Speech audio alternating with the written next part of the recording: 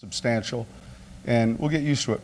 Is that one that, or is what you're saying, that maybe in a regular season you might not have challenged that one?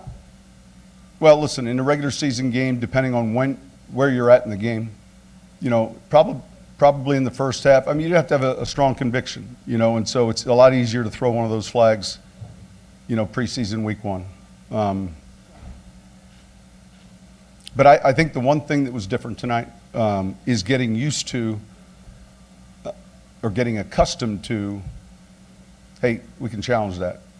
In other words, and then on the other side of it is you're on the receiving end of it. Let's say you're on offense and you come away with a completion, and it might be offensive pass interference, getting to the ball quickly and snap. I mean, there are a handful of nuances that you just got to condition yourself to get used to.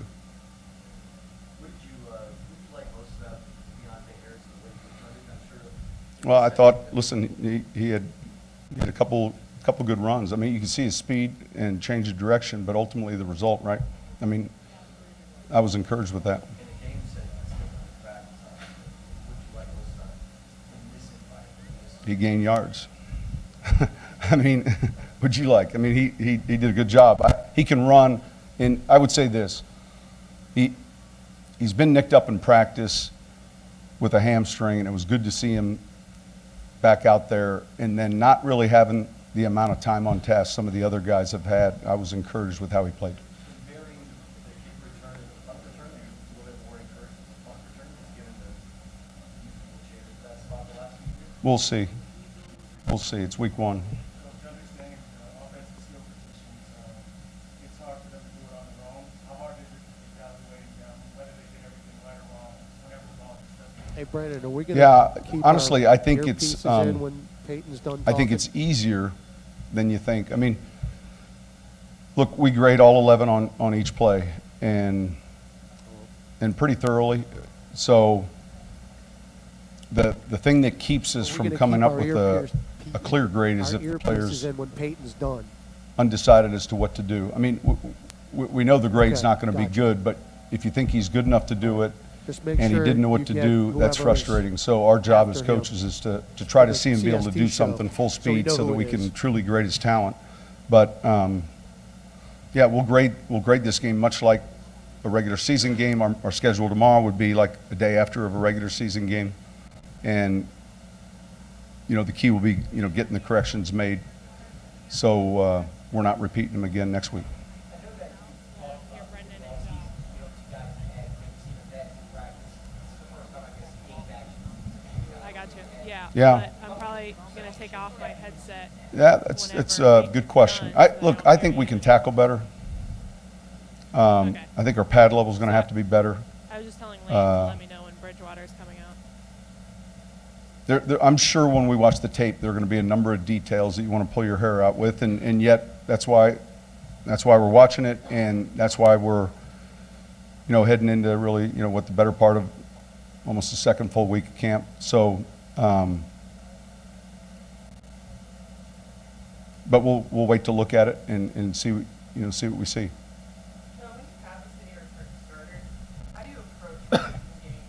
Do you have a goal for? I would say, look, our first phase tonight, we wanted to get somewhere between 12 and 16 snaps. There are a few players in that first phase, maybe from an injury that maybe we were short of that. Then we get into the second phase, where we're looking at 20 to 23 snaps. That usually gets you through the second quarter, into the third quarter, and then there's some adjustments there. So there's kind of three phases, and then there's some subtle adjustments. If a guy's playing nickel in phase two, but he's not in the game because they're not in nickel a lot, then he's going to play more in phase three. I think the challenge always is the kicking game, but for the most part, we were good there. We had one snap missing a player, and we'll get that corrected. You get a good look at the catch and field rates on the sideline, I didn't have a special look at it, so look, he's doing some good things. There's some other things he's got to really work on. After the AC championship came down, said he was talking about the Stroud pass. He was saying it's all about how you respond to it. That was look, he's still young, improving. You know, he played a handful of snaps last year, maybe more than he expected, but you know, it's still about, you know, getting your confidence to a point. And look, it's born out of, you know, past performance. We want to play well. We prepare to play well, but confidence, you know, can only be achieved from demonstrated ability. And so there are a handful of players just like Dan that are working, you know, to put together a good game, put together a handful of plays, and have some success. And he's real conscientious. You know, he's hard on himself, and so you keep you know, developing him.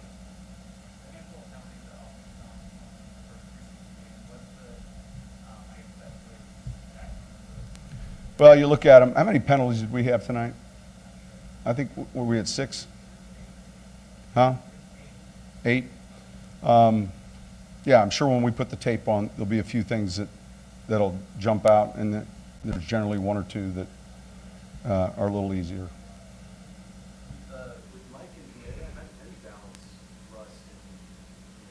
Every year, you know, we give him. There's again a certain amount of plays. All right, thank you.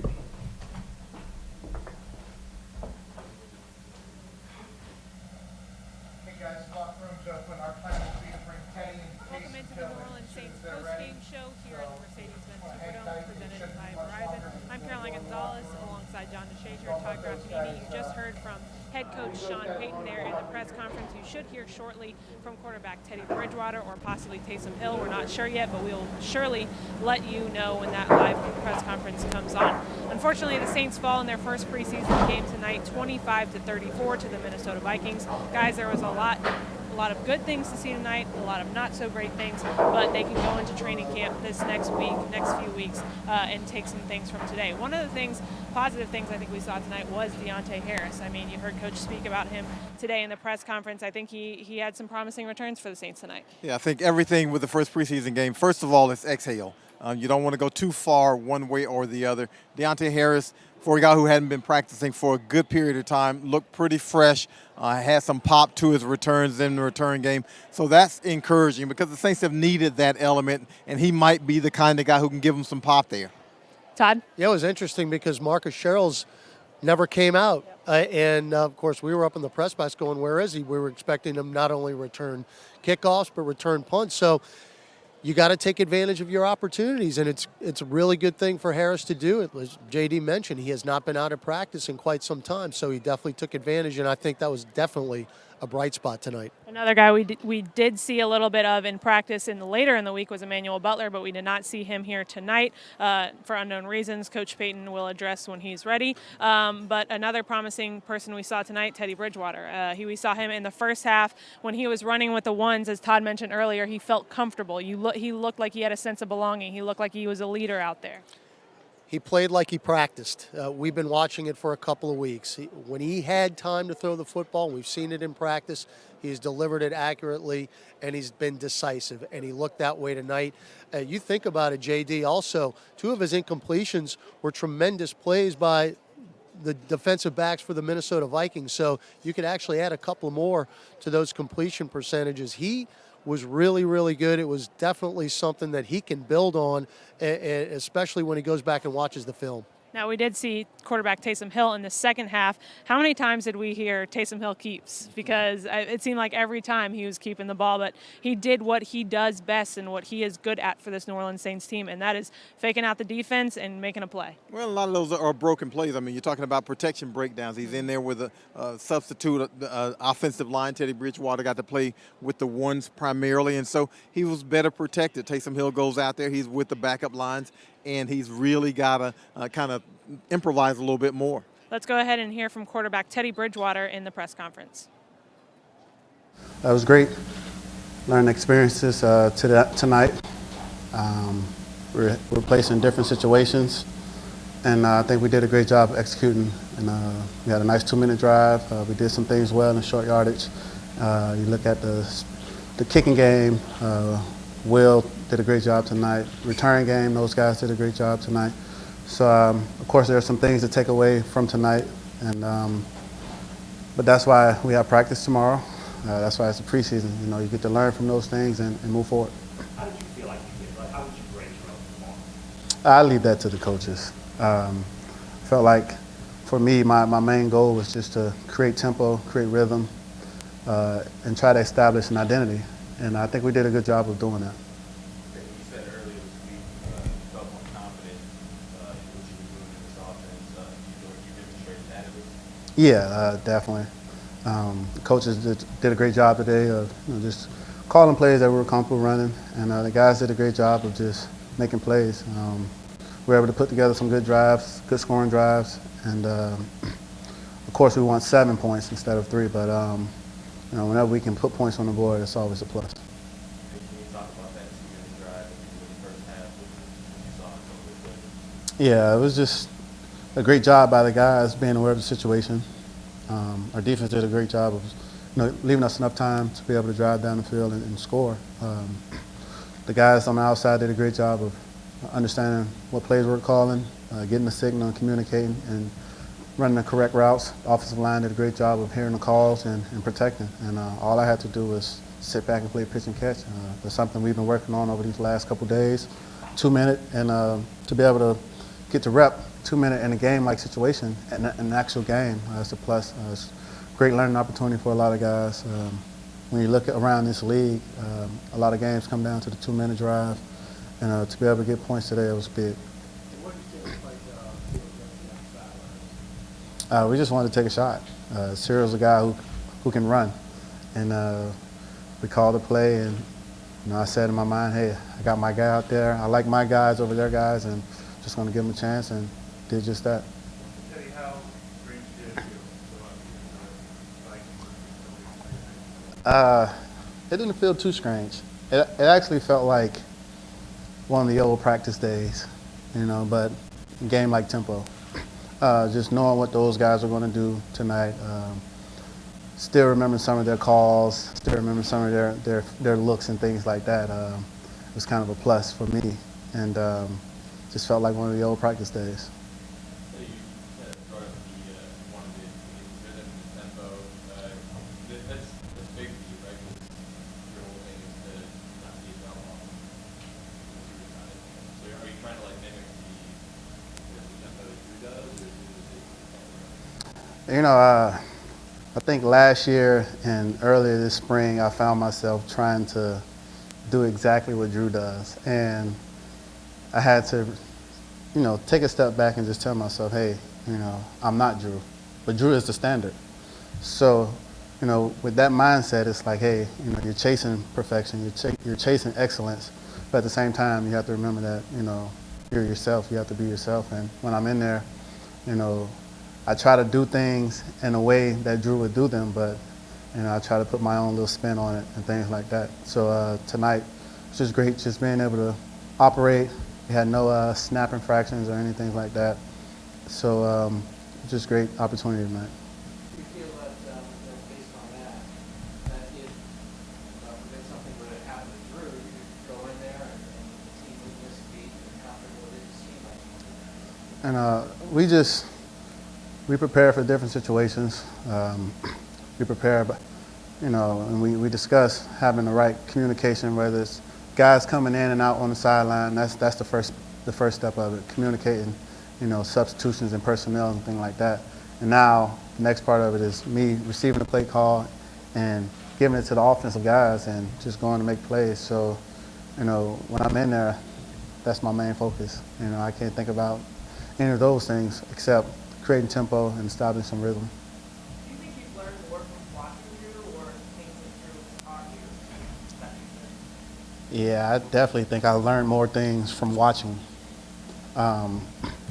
When you watch a guy like Drew show up every day and he's the ultimate competitor, here we are in training camp and coach might tell Drew, hey, we're thinking about giving you an off day tomorrow, and Drew's, pissed about it, because he wants to get better every day at everything. And to have a guy like that you can learn under and idolize is very beneficial for me in my career. Thank you.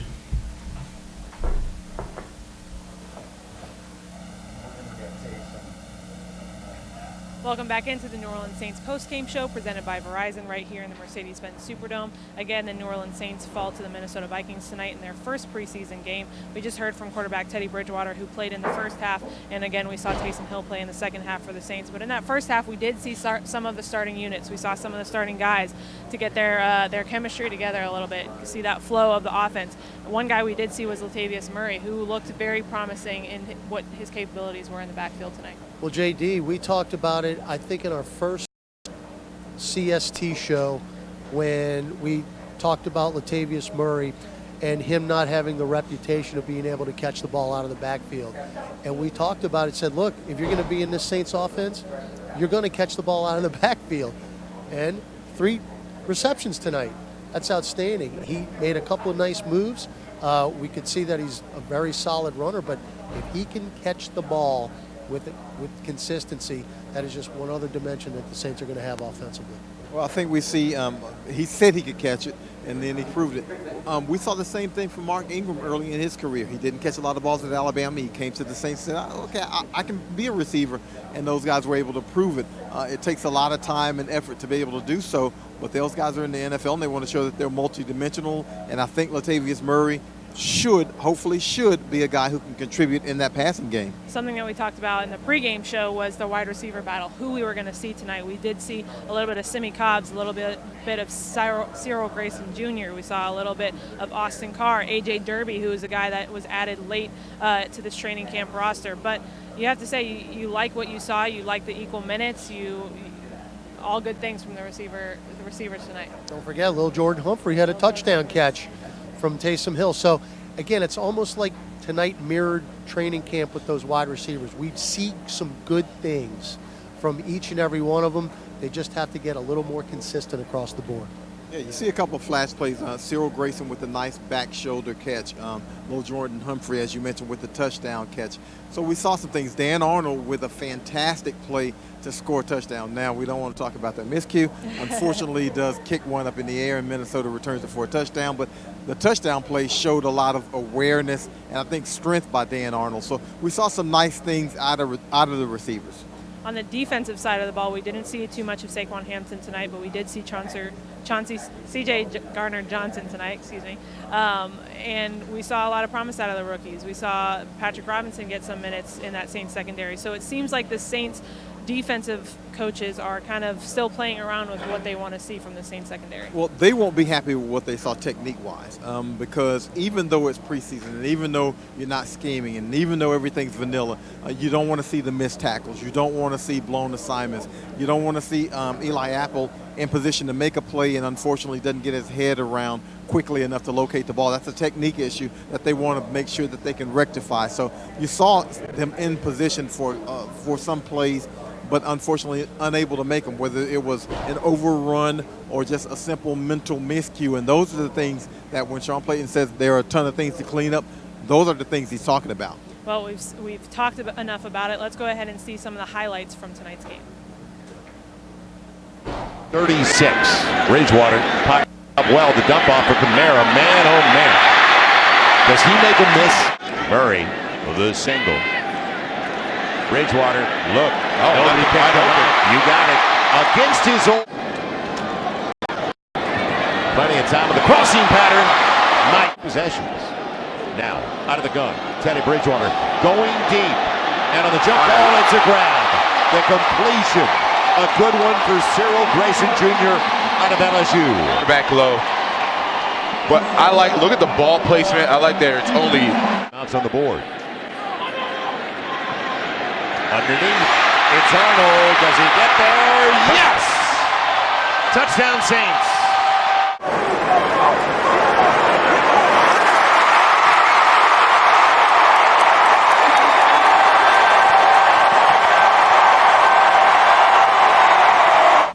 Welcome back into the New Orleans Saints post-game show presented by Verizon. Caroline Gonzalez alongside John DeShazer, Todd Graffanini. Again, the Saints do fall to the Minnesota Vikings in preseason game number 1 tonight, 34-25. Guys, before I let you guys go, any last-minute thoughts, any takeaways from tonight's game? Well, I hate to sound like a coach, but look at the film and get back on the practice field tomorrow. 2 more practice days, then an off day Tuesday, and then we're off to Los Angeles with the joint practices against the Chargers, and of course the game next Sunday. So learn from your mistakes tonight. Yeah, you just want to make sure you clean things up. Be interesting to see what happens next week in terms of rotation-wise quarterback, whether Taysom Hill goes out with the 1s and Teddy Bridgewater comes in with the 2s, and see how effective they can be from that standpoint. But I thought we saw a lot of effectiveness out of both of those guys, regardless of the circumstances tonight. Let's see if they can carry that on.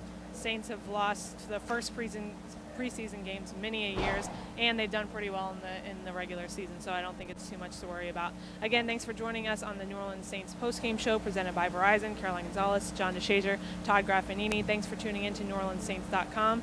Tune in next week for the Los Angeles Chargers game on Sunday, August 18th at 3 p.m.